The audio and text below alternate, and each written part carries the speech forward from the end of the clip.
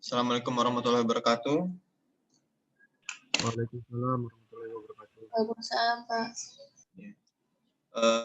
Hari ini tanggal 1 bulan 12 2020.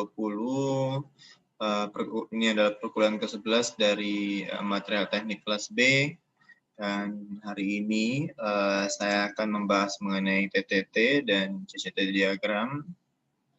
Before we started, I will share screen first. Buka berikutnya.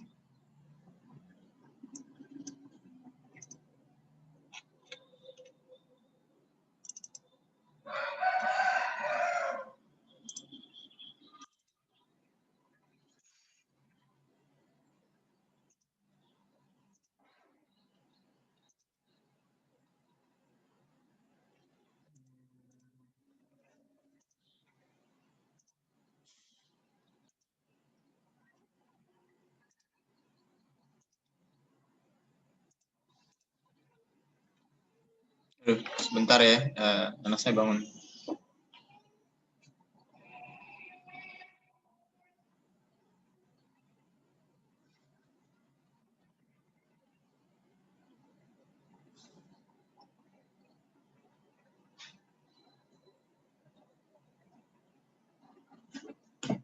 Aduh.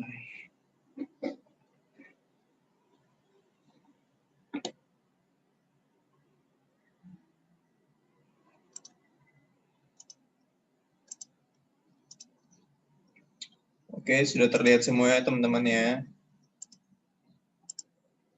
Oke. Oke, kita mulai ya. Jadi, sudah kelihatan? Sudah, Pak. Sudah, Pak. Oke. Ya, terima kasih. Hari ini kita akan bahas mengenai diagram transformasi ya. Jadi diagram transformasi itu adalah lanjutan atau pembahasan lebih lanjut dari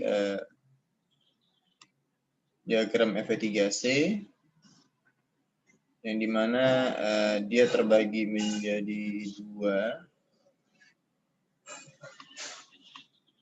Saya ganti warna jadi hitam ya. Bagi menjadi dua. Satunya itu ada mengenai TTT sama CCT. Ya. TTT ini adalah times temperatur transformation. CCT continuous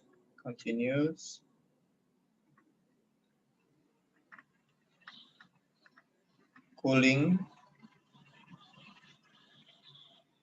transformation.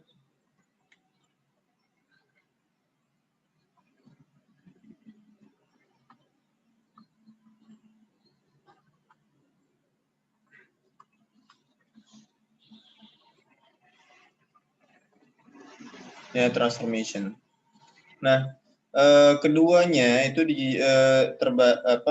masuk ke dalam satu diagram yang sama, gunanya untuk menjelaskan proses pendinginan, ya, cooling, ini cooling, proses pendinginan dari proses pemanasan suatu material. Jadi kalau misalnya pemanasan, artinya material tersebut sudah dicetak.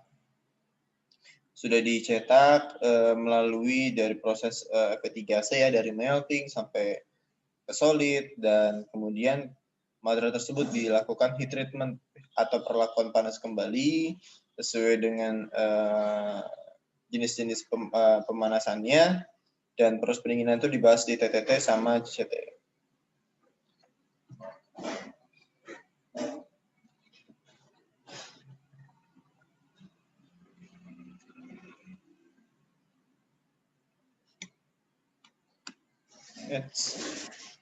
Nah, ini adalah diagram transformasi thermal ya. Yang bersampel misalnya baja eutectoid dan buat sejumlah spesimen berukuran kecil tipis, panaskan semua spesimen menjadi temperatur austenit Ambil satu spesimen, dinginkan dengan cepat ke temperatur sedikit di bawah A1, tahan pada temperatur tersebut, amati kapan mulai dan selesai berubah dan berubah menjadi apa. Ambil spesimen berikutnya, dinginkan dengan cepat ke temperatur sedikit di bawahnya yang sebelumnya, amati kapan mulai dan selesainya perubahan dan berubah menjadi apa. Jadi ini adalah kondisi di mana material tersebut sudah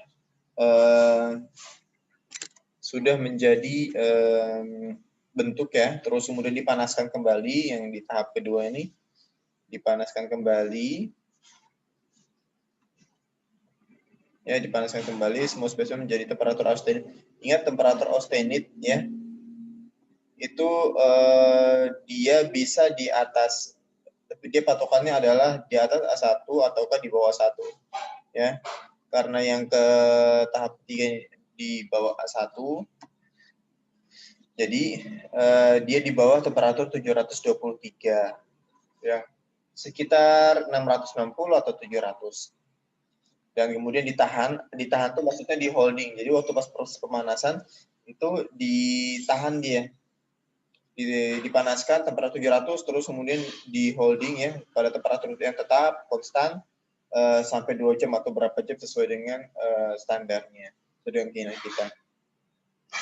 Baru diamati kapan mulai dan selesai. Maksudnya diamati itu bukan kita melihat material tersebut di dalam furnace seperti apa, tapi mengamatinya tuh kita tahu waktu kapan mulai holding time sampai selesai holding time. Dan kemudian kita lakukan ambil spesimen berikutnya, dinginkan dengan cepat ke temperatur sedikit di bawahnya. Jadi setelah panas udah 720 berapa, jadi kayak misalnya seperti ini. Oke, sepertinya ada nanti di sebelah. Jadi gambarannya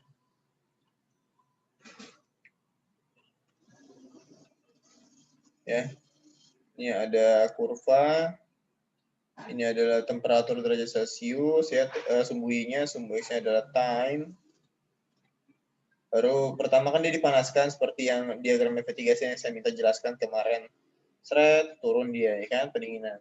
Terus kemudian dilakukan heat treatment. Nah, kalau heat treatment A1 ya setengahnya ya, atau 23 dari temperatur meltingnya. Seret. Nah, ini adalah start holding time ya. Titik X ini adalah start holding time.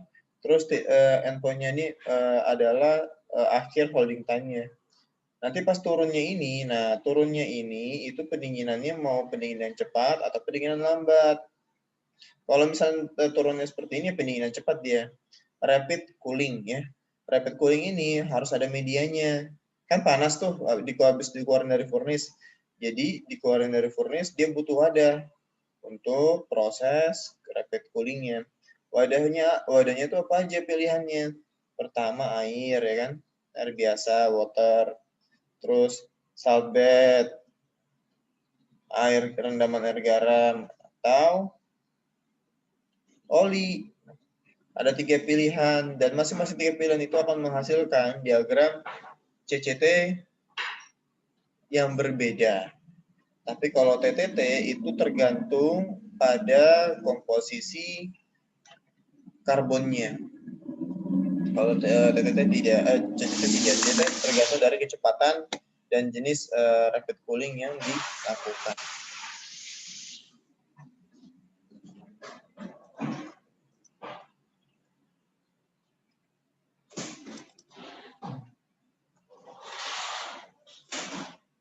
Bentar.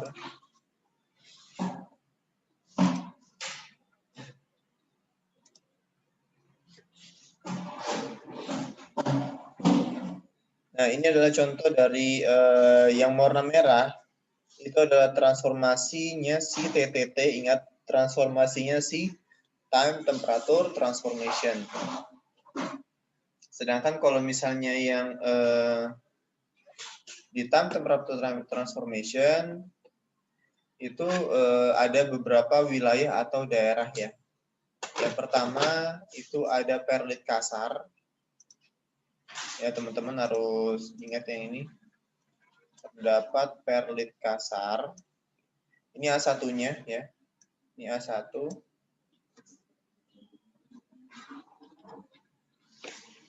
Aduh, sebentar. Ya. Ini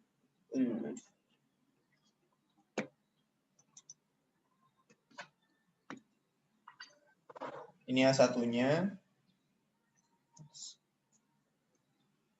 A1-nya itu temperatur 723 ya, tahu ya di diagram V3S yang mana. Baru kemudian kita tarik garis titik-titik ke kanan, terus habis itu kita buat lengkungan dari TTT-nya. Lengkungannya itu tergantung dari komposisi karbon. Kalau misalnya seperti yang saya bilang, semakin dia ke kiri ya, kalau misalnya ke kiri banget itu artinya komposisi karbonnya sangat tinggi ya, atau bisa dibilang 4,3 sampai dengan 6,67. Tapi kalau misalnya kurang daripada itu atau di bawah dari 2% ya kurvanya kurang lebih seperti ini. Menyapa. Aduh.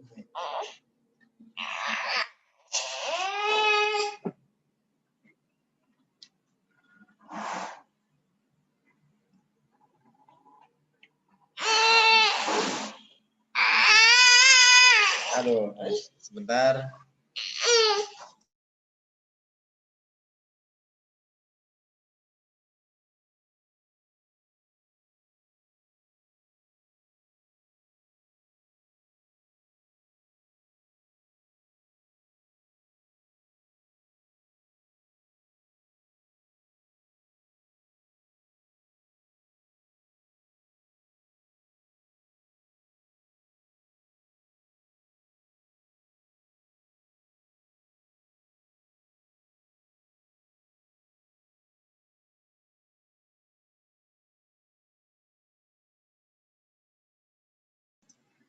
Oke, saya lanjutkan ya.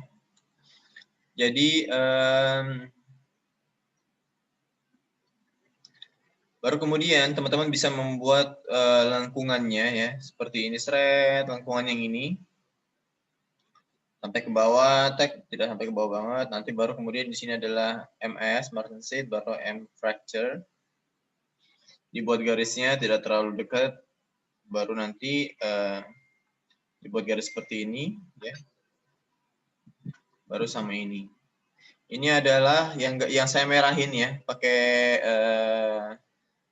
tangan ini, pakai apa namanya itu, coretannya agak jelek. Ini adalah garis yang harus kalian buat untuk TTT. Ya. Dan di TTT teman-teman harus menunjukkan wilayah dari pertahapan ini. Yang bagian awal setelah dari A1 itu adalah perlit kasar ya. HRC ini adalah hardness Rockwell C, nilainya 15. Terus kemudian perlit medium ya, atau medium perlit. Terus habis itu perlit halus, atau teman-teman bisa dibilang fine perlit. Fine perlit.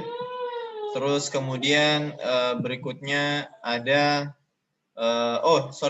di perlit kasar itu nama lainnya quartz perlit ya, quartz perlit. Quartz perlit ya, quartz perlit. Terus kemudian berikutnya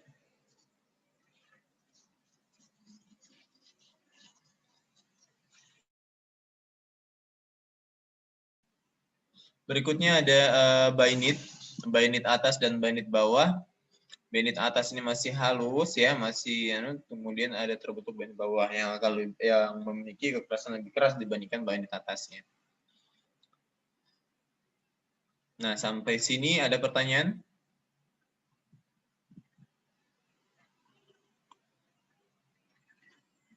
Tidak ada?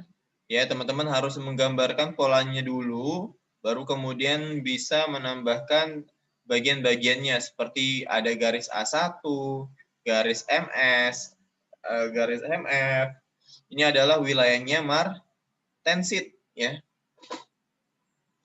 Terus kemudian nanti ya teman-teman juga menggambarkan wilayah daerahnya. Ada tahapannya pertama ya, ingat perlit kasar, perlit medium, perlit halus, bainit atas, bainit bawah. Perlit kasar nama lainnya quartz perlit, medium perlit itu ya medium perlit saja. Baru kemudian ada perlit halus, fine perlit ya. Bainit atas HRC, terus bainit bawah, upper bainit sama low bainit. Nah, seperti itu ya. Itu TTT. Gimana di sini nih? Ya, itu TTT.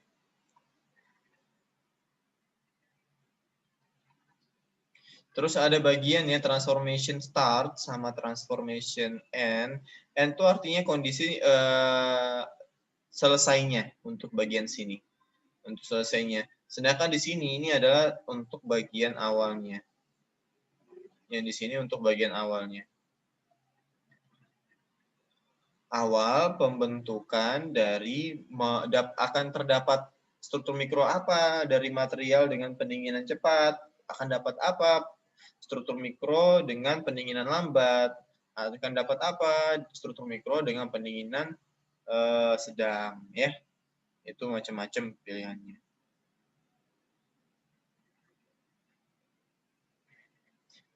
Tipe-tipe proses pemanasan dan pendinginan itu nanti akan dibahas di bagian berikutnya. Teman-teman yang pasti harus tahu dulu buat TTT nanti seperti apa.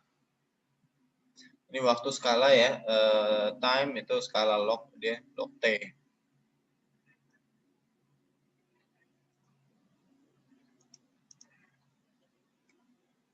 Nah, awal terus kemudian kalau misalnya ada tambahan garis seperti ini, teman-teman SDR menambahkan, ini adalah awal pembentukan cemented atau ferrit ya. Kalau bagian yang A1 ini kena tek, nah itu adalah awal pembentukan ferrit atau cemented. Artinya apa? Dia bisa karena dia mulai dari temperatur komposisi karbon yang sangat rendah atau bisa komposisi karbon yang sangat tinggi. Makanya dia startnya dari bagian awal warna biru ini. Ya, warna biru itu mengindikasi dia akan ferrit atau cemented untuk pertama kali. Hal ini merujuk juga pada bagian kurva F3C, bagian temperatur 200 sampai 400 terdapat alpha plus cemented. Awal pembentukan perlit ya, di bagian bawahnya bainit, baru martensit yang di bawah, pembentukan bainit. Kenapa bainit tidak ada di struktur mikro ya? Karena bainit itu terbentuk di bawah A1 sebelum dari pembentukan ferrit sama cemented dia. Jadi sangat di bawah temperatur A1, jadi tidak terlalu signifikan dibahas di F3C. Tapi kalau teman-teman harus tahu ya, MS sama MF ini adalah bagian martensit, soalnya sama fracture dia. Ini adalah bentuk diagram transformasi untuk baja non-eutectoid. Non-eutectoid.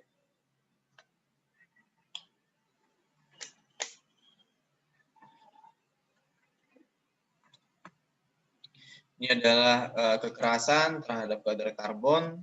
Bisa ditunjukkan grafik seperti ini. Di mana kekerasan hardness QLC dia memiliki beberapa bagian yang disebut dengan bainit dan juga lower bainit ya. Ini panjang dia, upper sama lower tuh dia ada bentuknya sendiri, rujukannya panjang, dan kalau perlit itu lebih ke bagian yang di sini. Bagian yang di sini kalau perlit.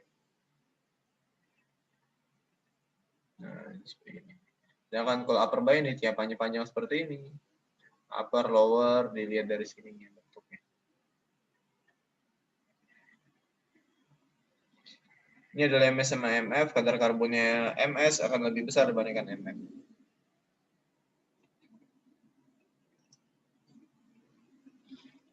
Kita lanjut. Nah, ini adalah contoh lagi ya sama untuk ini adalah gabungan. Pada dasarnya ini adalah gabungan dari TTT sama CCT. Di yang mana CCT?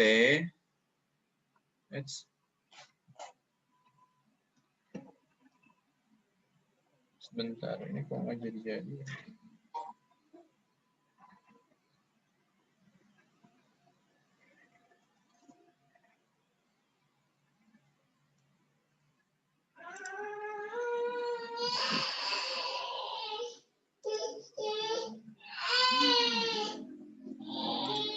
harusnya ada presentasi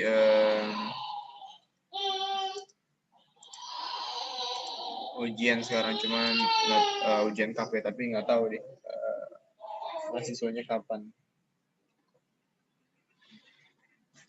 Baru kemudian dari teman-teman bisa lihat di sini itu yang titik-titik ini ada 1, 2, 3, 4 ya. Ini ada garis 1 yang seperti ini dari A1 dia seret. 2, 3, terlihat ya yang turun-turun seperti melandai ini.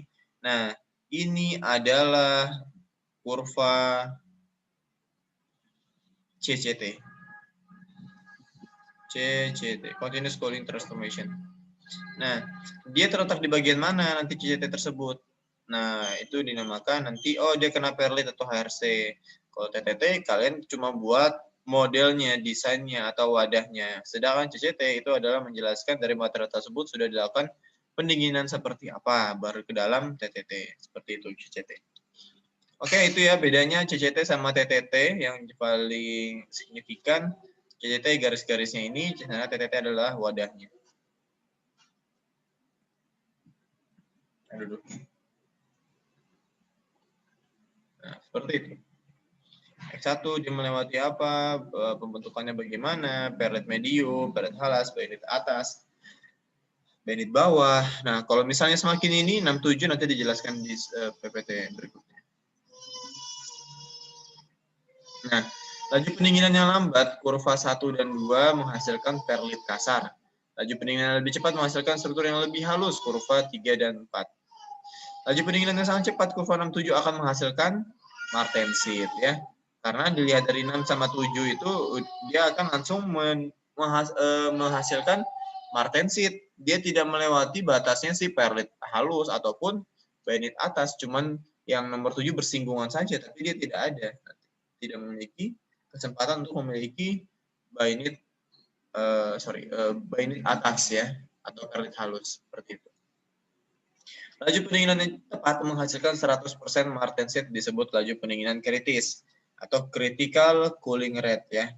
Jadi 6 sama 7 ini atau 6 ya, itu bisa dikategorikan namanya critical cooling rate. Laju pendinginan kritis ya. Dia karena menyinggung hidung. Diagram transformasi. Bainit dapat terjadi pada pendinginan isotermal, kurva 6 sampai 7 diikuti kurva 8 ya. Di bagian 8 itu. Nah, terus kemudian bila laju pendinginan tidak mencapai laju pendinginan kritis ya, tidak seluruh austenit akan dapat menjadi martensit. Kekerasan tidak dapat mencapai maksimumnya. Kalau misalnya teman-teman pengen dapat kekerasan yang maksimal ataupun maksimumnya, mudah tidaknya suatu baja untuk dikeraskan ditentukan oleh tinggi rendahnya CCR, continuous cooling rate, atau CCR rendah mudah dikeraskan. Tingginya critical cooling rate dipengaruhi oleh komposisi kimia, artinya kadar karbon atau kadar unsur paduan dan juga besar butiran austenitnya. Nah, seperti pertanyaan IT, diagram dengan CT dan diagram. Ya. Kita lanjut ke diagram transformasi pendinginan kontinu, CT diagram. Nah, CT diagram ini adalah TTT masih ya. Nah, TTT diagram pajak karbon, diagram 0,5. Ya, jadi kita buat TTT diagram tergantung dari kondisi presentasi karbonnya. Seperti itu. Oh, ini ya. Saya tadi kebalik menyatakan apa ini? Ada chat ya. Oh iya ya. Akil Fadilah. Nah, tadi saya kebalik menyatakan pendapat ya untuk yang paling penting. Tadi kan saya bilang semakin tinggi karbonnya semakin ke kiri kan, salah ya. Semakin ke kanan. Artinya dia menjauhi garis sumbu Y-nya. Kalau presentasi karbonnya semakin rendah, dia cenderung ke kiri ya, atau melewati. Ya, ini kan melewati nih garis hidungnya, ya melewati ya. Oh ini tidak, ini belum. Kenapa? Itu menunjukkan bahwa karena dia 0,35 atau daerahnya hypoeotektoid, meskipun dia dengan kecepatan coolingnya sangat tinggi, dia pasti tetap mendapatkan yang namanya ferrit, mendapatkan namanya austenitnya, fase-fase seperti itu. Bainit, Corsperlit, nah dia dapat fase-fase seperti itu. Dia sulit untuk mendapatkan kondisi CCR, critical cooling rate, yang langsung dapat martensitnya 100%. Karena dia udah dari bajai rendah. Tapi kalau misalnya udah mulai ke tinggi, ke kanan, ya, dia akan hidungnya ini mulai keluar dari bagian ya sumbu Y. Tidak terlalu menyentuh, tapi udah bagiannya keluar. Nah, dari situ kita masih bisa, oh kalau misalnya dia kecepatan sekian, oh masih kena ini, masih kena ini. Nah, tapi kalau semakin tinggi komposisi karbonnya, semakin jauh dia ininya. Itu menunjukkan apa analisisnya? Karena dia sudah tinggi atau di atas 4,3 atau 2% ya, tidak 2%, dia pasti akan langsung menemukan namanya martensit, Kak, dengan pendinginan cepat. Susah untuk dapat perlet segala macam karena dalam proses pembekuan normalnya pun dia di atas 2% ya cuman ferrit sudah nggak ada, perlet aja tinggal. That's why kalau tambah pendinginan cepat ya martensitnya akan semakin banyak.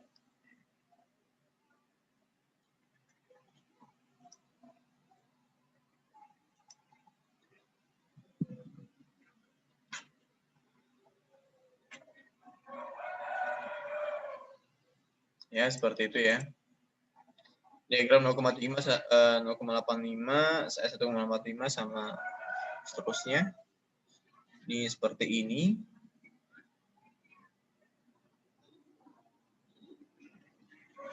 Nah, teman-teman dilihat ya di sini ada kata-kata quenching. Nah, what is the meaning of quenching? Ya, quenching adalah rapid cooling dengan menggunakan media air. Jadi gampangannya ada spesimen yang dipanaskan, setelah dia dicetakkan, dipanaskan kembali, temperatur mungkin di bawah 1 sedikit ya, terus di holding time, dan kemudian furnace-nya dibuka panas-panasnya, materialnya diambil dan langsung dicemplungkan ke air untuk dapat rapid cooling atau quenching. Nah, itu hal tersebut dinamakan quenching. Di-quench ke wadah berisi air. Gitu ya, masih panas-panasnya itu. Ini adalah 0,33%, 0,55 ya, 0,3% karbon aduannya. Bentuknya seperti ini, sudah mulai berbeda. Gitu. Kalau 0,87, karena ini paduan jadi beda dia sama yang deskriptif yang saya berikan. Tapi konsepnya seperti itu, semakin tinggi kadar karbonnya dia akan semakin ke kanan. Si ujung hidungnya ini akan semakin ke kanan, menjauhi garis sumbu Y. Itu adalah TTT diagram.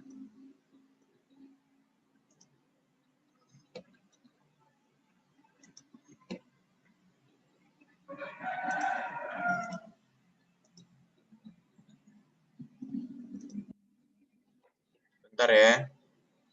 Ini harusnya udah ada presentasi tapi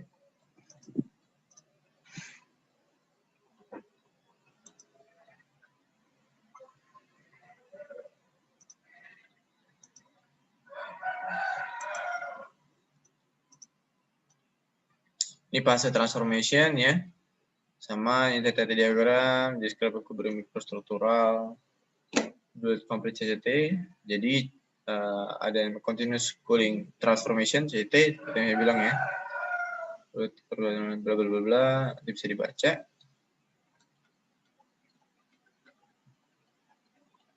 Ini grow rate-nya.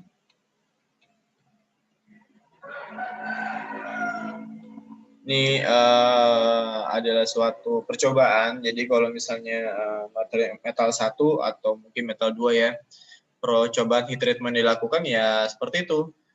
Material dipanaskan kembali, ingat ya dipanaskan kembali artinya dipanasin nggak sampai melting ya, jangan juga dipanasin masih sampai melebur. Panasin sampai di bawah A1 atau di atas A1-nya tergantung dari jenis apa yang treatment jenis apa yang kalian ambil, baru kemudian dicelupkan di 3 wadah berbeda ya, seperti yang saya bilang, ada cell bed, water, sama oli.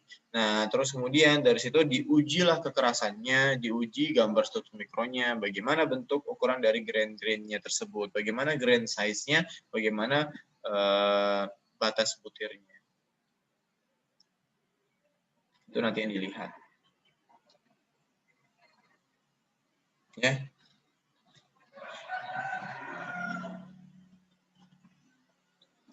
Ini austenit, perlit, sama ini bainit ya. Kalau bainit dia akan membentuk yang tajam-tajam seperti ini. Ini bukan stretch, bukan goresan akibat dari amplas ataupun goresan dari pasir yang sudah kalian lakukan. Jadi nanti kalau struktur mikro ya teman-teman motong baja sendiri, motong logam, terus kemudian diamplas sesuai dengan grade-nya sampai terhalus, baru kemudian dilihat struktur mikronya, tapi terlebih dahulu dilakukan etching. Nah, etching itu namanya pengkorosian permukaan untuk melihat struktur mikronya lebih jelas dengan mikroskop optik seperti itu. Tanpa adanya etching ya kita nggak bisa lihat dari batas butirnya, grain size-nya, dan seterusnya. Seperti itu. Transformation austenite to martensite. Nah, ya. Jadi ada kondisi ya, beberapa daerah yang akan muncul ketika rapid cooling atau medium cooling atau slow cooling ya. Ada austenite, bainite, martensite, sama perlite. Ini adalah bainite ya. Temperatur bainite akan muncul dari 550, struktur bainite akan muncul ketika proses pendinginan 550 sampai dengan 240. Transformation akan menjadi sluggish as the temperature falls for atau the austenite becomes increasingly unstable, the slower rate of diffusion carbon atoms in austenite. Jadi bainite akan muncul di bawah komposisi 2% biasanya. Bainite consists like perlite of a ferrite matrix which particle of cementite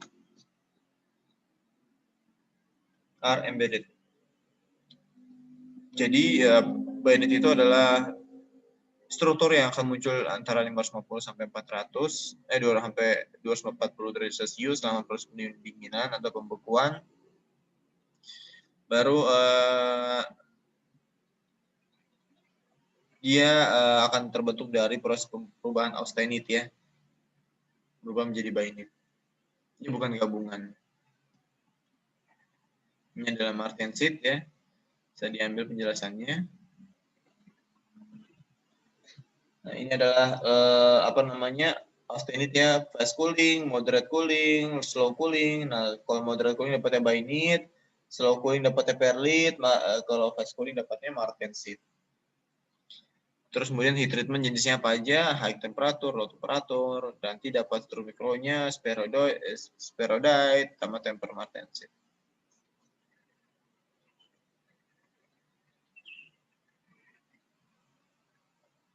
Ya, seperti itu.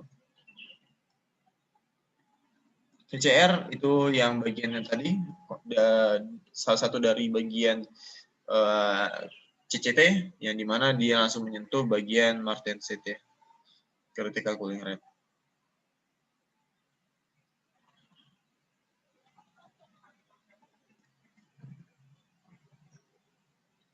Faktor-faktor yang mempengaruhi TTT, grain size, karbon, persentase karbon, terus elemen paduannya apa aja.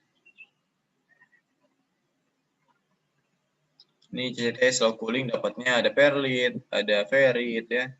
Kalau misalnya bainite, kalau dapatnya medium cooling ya dapatnya bainite. Nanti seperti ini. Ini kalau Martensit ya, runcing-runcing juga beda hampir. Memang untuk perbedaan Bainit sama Martensit agak susah, tapi harus di learning by doing lah kalau misalnya dilihat seperti itu. Dia lebih, kalau Bainit lebih terstruktur rapi, tapi kalau Martensit dia akan tajam-tajam dan mungkin rata-rata warna hitam. Seperti itu kurang lebih. Kita lanjut, belum ada mahasiswa saya mau presentasi ternyata. Jadi kita lanjut ke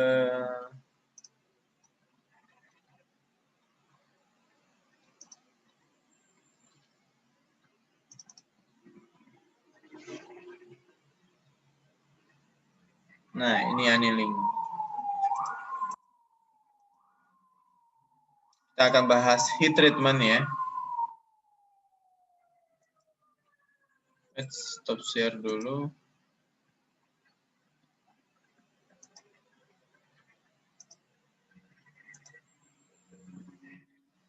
Nah, ini sebelum bahas annealing, saya mau nanya beberapa hal dulu deh. Siapa ya enaknya?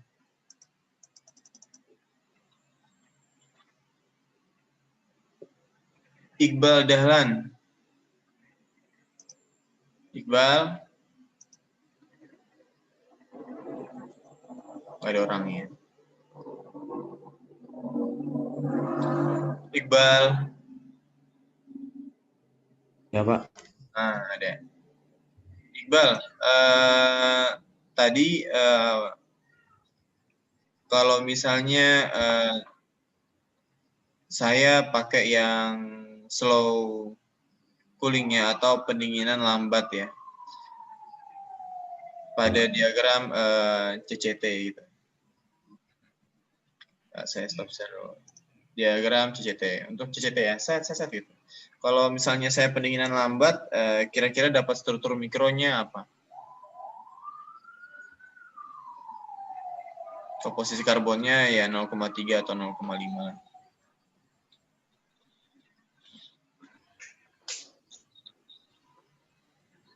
Saya dapat struktur mikro apa?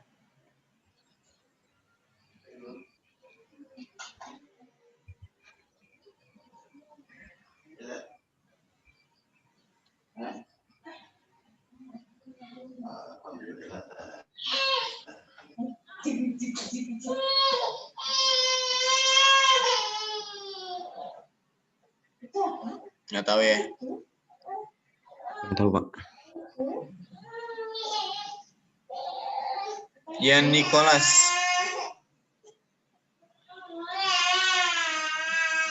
Ada juga. Halo, Yan Nicholas.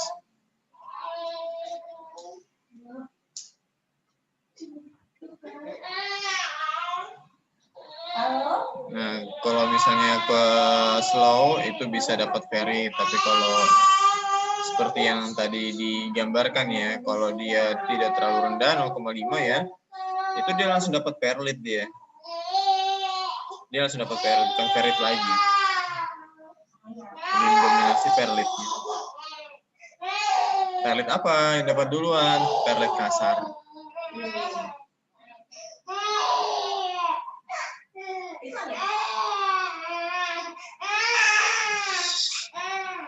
Oke. Ya itu ya, tolong diperhatikan tadi. Karena dia kita akan ke medium, jadi lebih cepat dia akan mendapatkan namanya coarse perlit atau perlit kasar, medium perlit, perlit halus, perlit atas, perlit bawah.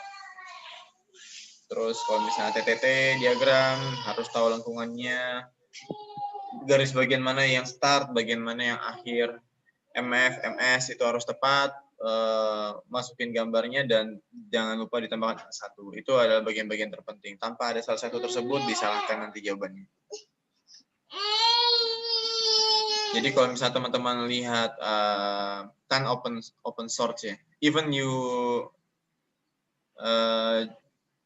maybe lihat open source dan sumber-sumber, kalian belum tentu bisa gambarnya dengan baik dan benar. Seperti UTS kemarin. Amin. Gitu. Amin. Aja. Ya, seperti itu ya. Jadi tolong dipahami cara buat. Ini kita belum bisa buat tanpa kita tahu jenis proses pemanasan apa yang akan kita lakukan, ya. Kenapa nggak proses heat treatmentnya dulu Pak dijelasin baru proses itu ya? Karena aturannya seperti itu. Jadi kita harus mengetahui dulu proses perubahan-perubahan atau grafik yang hasil analisis dari F3C ini. Setelah itu apa saja, baru kita dapatkan kayak hal-hal pendukungnya. Nah, pendukungnya itu apa? Kita harus tahu pendukungnya untuk heat treatment-nya itu apa. Baru kita bisa buat TTT-nya. Tapi TTT dijelaskan lebih dulu sama CT. Oke, saya lanjut untuk bagian annealing ya. Nah, ini annealing. Nah, ini adalah hal yang harus dipahami untuk heat treatment. Heat treatment ya, bahasa Indonesianya apa ini? Nah, bahasa Indonesia adalah perlakuan panas. Ya.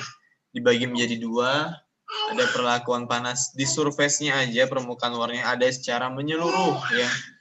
Bulk itu rata-rata untuk jumlah yang banyak heat treatment-nya. Artinya material yang mau dipanaskan jumlahnya banyak. Kalau surface ya kita harus ngerjainnya satu-satu. Nah, yang bulk ini itu ada annealing, normalizing, hardening, dan tempering, mar tempering, sama aus tempering. Annealing, kira siapa? Annealing itu dibagi menjadi 4 lagi. Ada full annealing, rekristalisasi annealing, stress relieving annealing, sama spheroidizing annealing. Ya, ada normalizing, hardening, tempering, mar tempering, aus tempering. Nah, itu harus dihafal nih. Surface untuk permukaannya aja yang dikerjain sesuatu. Nah, itu ada thermal sama termokimikal. Nah, kalau thermal kita flame tuh. Nah, salah satunya ada flame ya. Ada flame. Flame tuh gimana? Dibakar ya.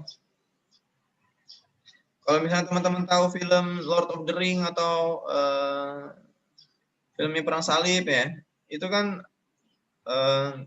pedang itu di flame ya, dibakar di batu bara, terus habis itu dipukul-pukul, ya itu namanya flame ya, masuk flame lah.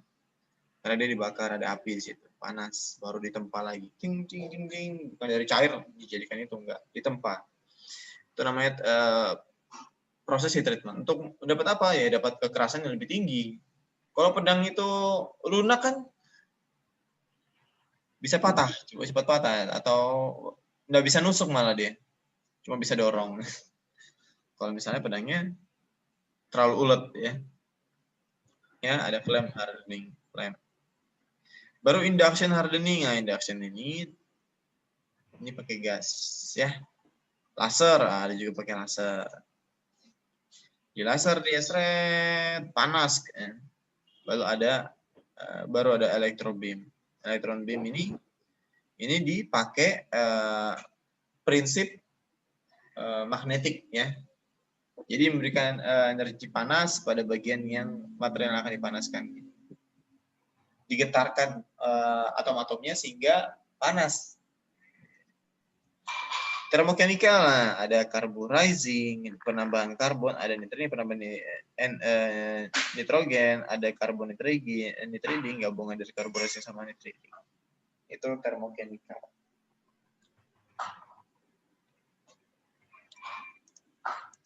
Jadi ada banyak ya proses heat treatment yang teman-teman harus hatamkan.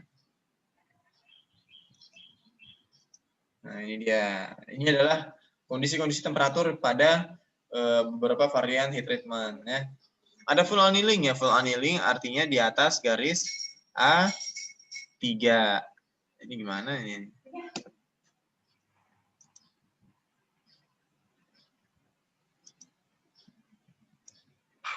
Nah, full annealing di atas garis A3 ya, teman-teman harus ingat.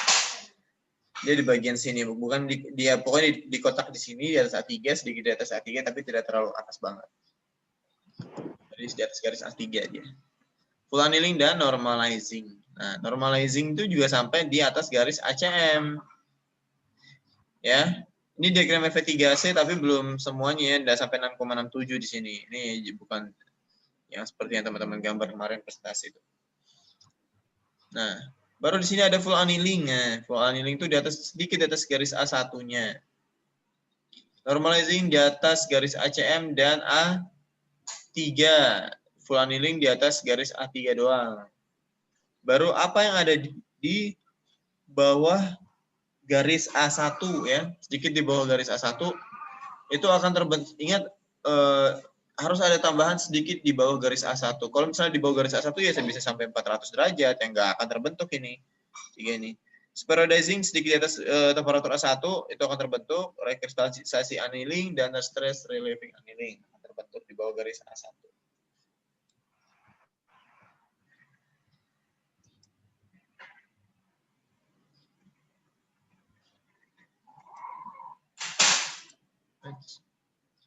Definisinya, perlakuan suatu material logam atau paduan dalam keadaan padat dengan temperatur pemanasan dan waktu pendinginan tertentu untuk memperoleh sifat tertentu.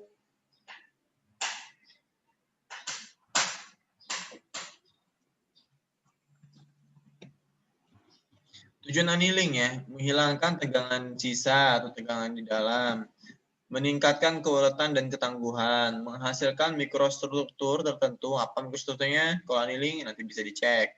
Menghaluskan butiran kristal, memperkecil ukuran grain, ya, memperbaiki machinability, memperbaiki sifat kelistrikan magnetik. Itu adalah tujuan dari proses heat treatment annealing ya. Annealing tipenya itu ada 4 tadi, full annealing, stress relief annealing, spheroidizing, homogenizing. Annealing adalah perlakuan panas sering digunakan untuk baja karbon rendah dan menengah temperatur pemanasan dilakukan di atas garis 1 dan waktu tahan tertentu dengan proses pendinginan dilakukan di temperatur furnace hingga mencapai temperatur kamar ya. Annealing ya, full annealing itu dapatnya perlit kasar. Kok bisa? Karena pendinginannya dilakukan di dalam furnace. Jadi waktu pas sudah mencapai holding time tertentu, ya, kita langsung matikan furnace-nya. Langsung turunkan temperatur settingnya itu ke temperatur ruang 32. Nah, kita tunggu saja, kita buka kap yang di atas furnace, di muffle furnace. Kita tunggu mungkin 1 kali 24 jam nanti akan dingin. Nah, itu karena dia pendinginannya lambat ya sampai 24 jam, maka itu dikategorikan full annealing. Dan akan dapat apa? Sesuai dengan CCT, dia akan dapat perlit kasar apabila dia slow cooling. Seperti itu. Contohnya normalizing di mana annealing, full annealing itu di bagian situ ya.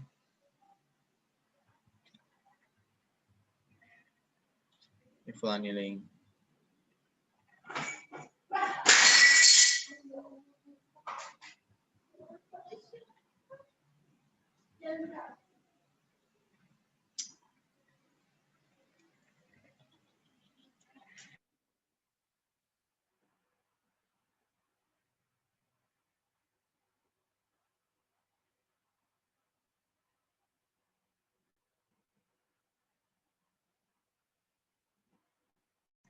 Oke, sebentar ya.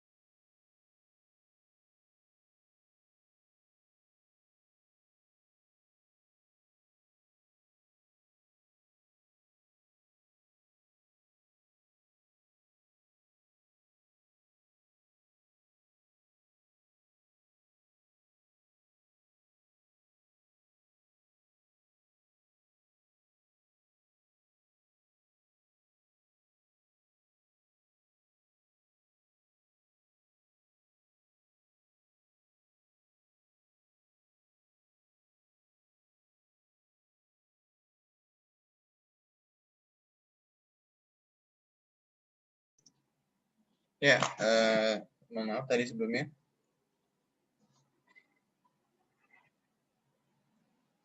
Jadi untuk full annealing itu temperaturnya di atas A1, dia dari bagian atas A3 sampai dengan di bagian atas A1. Dan ini tidak terus ya. Dia cuma sampai paling 2% karbon. Untuk batas yang sampai di kanan ini. Dan hypereutected ya, itu di daerahnya saja. Tidak lebih dari sampai hypoeutectic ya. Cukup sampai hypoeutectoid sampai hypereutectoid. Dan dia akan mendapatkan namanya coarse perlite dari hal tersebut. Entah itu dari full annealing atau sampai dari di atas A3 atau di atas A1. Coarse perlite has low the hardest but high ductility. For the hypereutected steel, the heating is not done above HM to avoid continuous network of protected cemented along period stoned grain boundary, present cemented along grains boundary.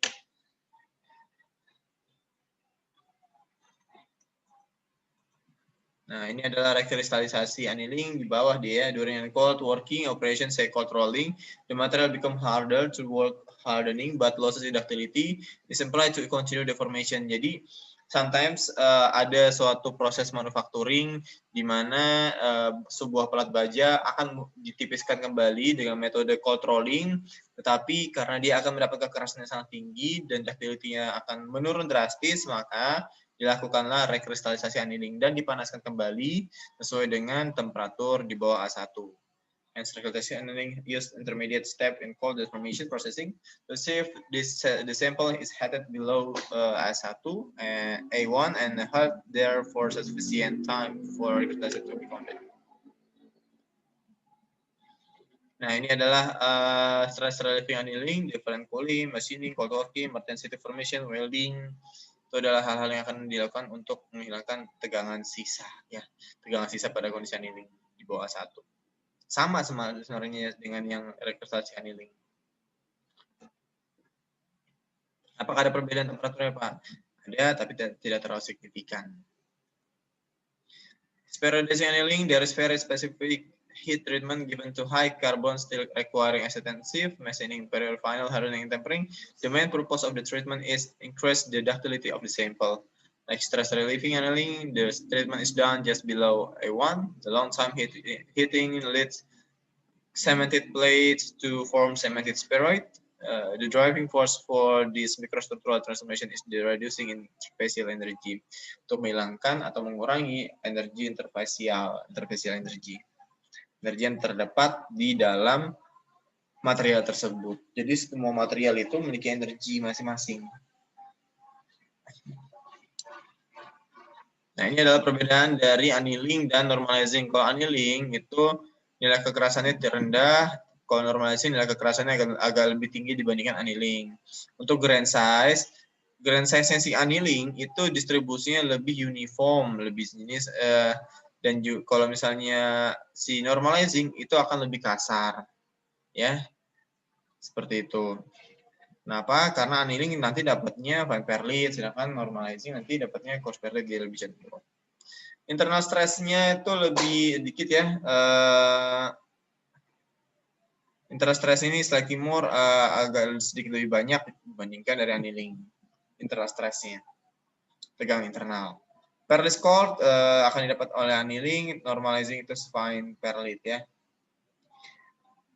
Karena lebih tidak sama kalau yang tadi saya salah ucapannya. Grain size di annealing itu lebih cenderung abstrak atau tidak sama, tidak continue bentuk ukurannya, maka dibilang uniform dia.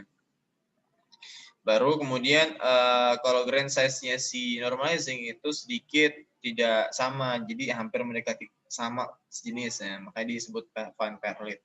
Sedangkan annealing dapatnya nanti coarse perlite. Baru kemudian terakhir, it usually gets resolved by the optical microscope. It is appears unresolved with optical microscope.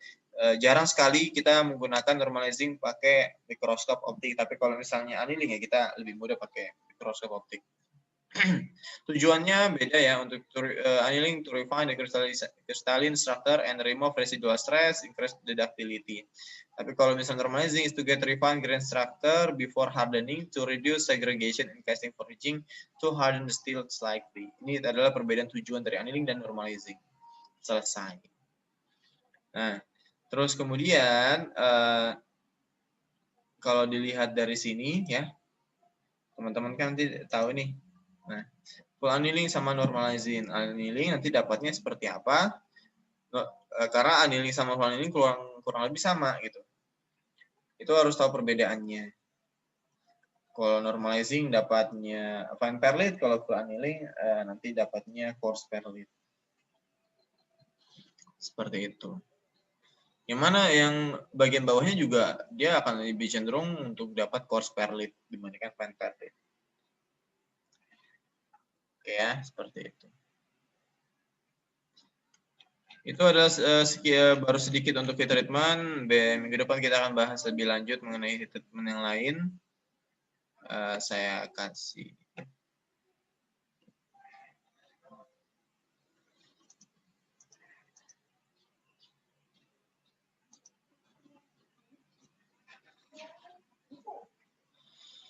Sebentar.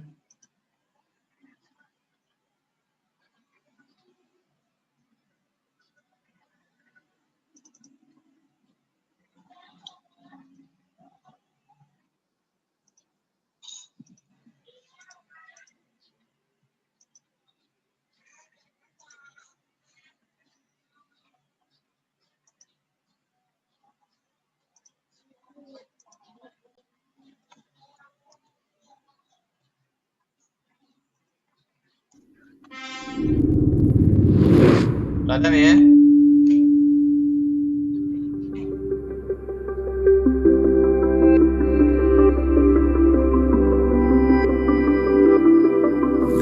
So what is induction heating? Well, induction heating is a flame-free, non-contact method of heating metals. How does it work? Well, there are a number of ways to explain that, but actually we think it's more interesting to show you. So here I have a handheld transformer fitted to quite a smart pistol grip. We're going to use this in quite an unsmart way just by turning the power on with the trigger. And fitted here is a single turn coil, encircling coil, and we're going to run a high frequency current through this coil. In fact, this system automatically matches to the coil and the part that we're heating. So in this case, we'll be around 20 kilohertz, which we would class as a medium frequency. If I take a metal part, any metal, any electrically conductive material actually, place it inside the coil, when we run the frequency, we get a magnetic field and the currents are induced into the surface of the part, giving us heat. So here we go. As you can see, I can put in heat exactly where I need it. I'm not getting hot. This stays cold. And it's very efficient. In fact, with our equipment, this is carbon steel, by the way, a solid bar. With our equipment, we even have low voltage on the coil. So if you did happen to touch the coil, it would be quite safe. How is this possible? The answer is surprisingly simple.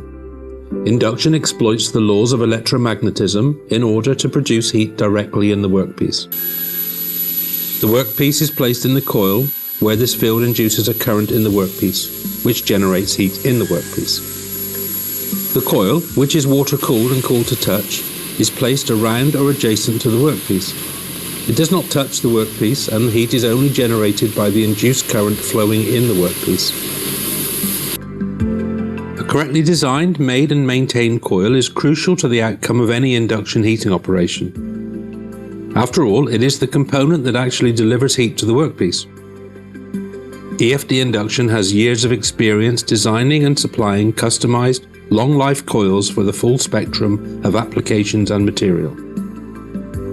Of course, the technology behind induction is rather advanced, but at EFD Induction, we figured out how to use this amazing technology for practically any industrial heating application. Induction heating can be used for hardening, tempering, brazing, forging, melting, pre and post heating, straightening, welding, annealing and normalizing, and so many more specialist applications.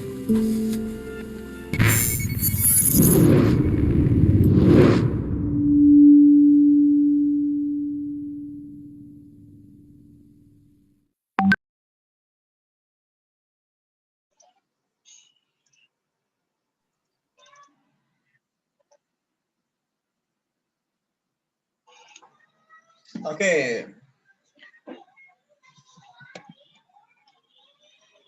Patun, Iya, Pak. tadi videonya menjelaskan apa? Suaranya kedengaran tadi ya? Sebenarnya agak putus-putus, Pak. Oh, sinyal artinya. Apa yang bisa kamu tangkap dari video tersebut? Kenapa, Pak? Apa yang bisa kamu tangkap dari hal tersebut?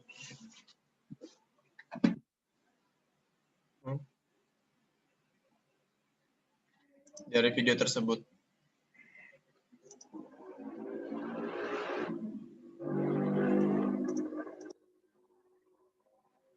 Masih belum bisa menyimpulkan, Pak.